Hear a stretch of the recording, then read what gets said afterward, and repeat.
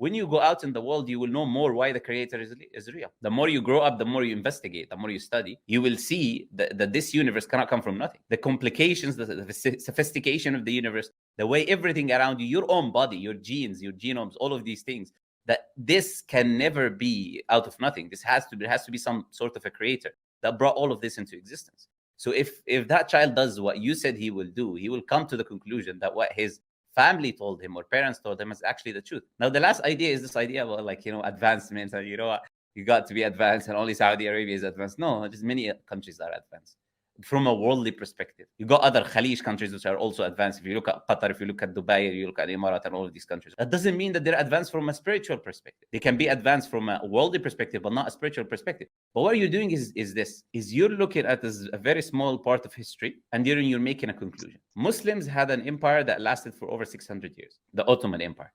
They were the strongest people in the world at the time. They were the most advanced worldly, and from an akhirah perspective, there were people practicing their religion. What does that prove now? Doesn't prove anything. So just because today you have a civilization in the West that tends in history today that has the power for a certain period of time, that does not mean now everything they believe is true. And you can look and look, this is the thing. If you actually study and look at the outcomes of their teachings, the outcome of their morality, you'll understand why those people are the most miserable people they could be. Highest divorce rates, highest murder rates, no safety anywhere in their countries, in their lands. An imam was just stabbed to death in America just like 1 or 2 days ago. He was stabbed to death. The people in some parts of America, they steal up to $1,000, and there's no persecution by law.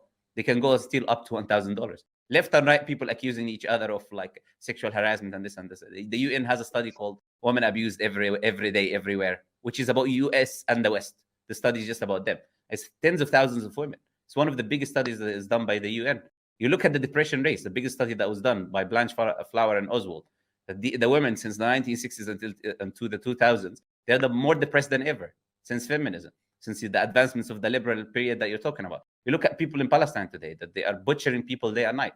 Over 20,000 children, they're killing them. We're talking just about children, let alone men and women and older people and all of that. Where is all of these human rights and love and all of this morality? And where is this? Go look at these people. They're often themselves because of depression, the depressed state that they are in. Women fighting with men, and men fighting with women. This is the state of the Western world that you're talking about. Their boys, the children, cutting off their genitals when they're 3 or 4. They don't even know whether they're a boy or a helicopter or a plane, what they identify as. Is this the advancement that you're looking for? This is the advancement that you're talking about? Okay, they can be advanced a little bit here by biological advancements or weapons or this and that, which they, in the end, all of the riches that they have taken from Muslim lands. In the 1800s and 1900s, 80% of the African countries were under colonization. They took the oil, look what happened to Algeria, for example, or look what happened to Morocco and any of these countries. So just the fact that you steal someone else's resources, and then you end up becoming an empire after stealing someone else's resources, what does that prove? Look at their state and situation and their people. This is the advancement that you're calling us to? So we can have our children, they don't even know their own gender, and our wife is the leader of the house, and I sit home, cook and clean? Is that what you're asking me to do, right? Is that the advancement that you're calling us to do? The Western advancement? I'm honestly like baffled.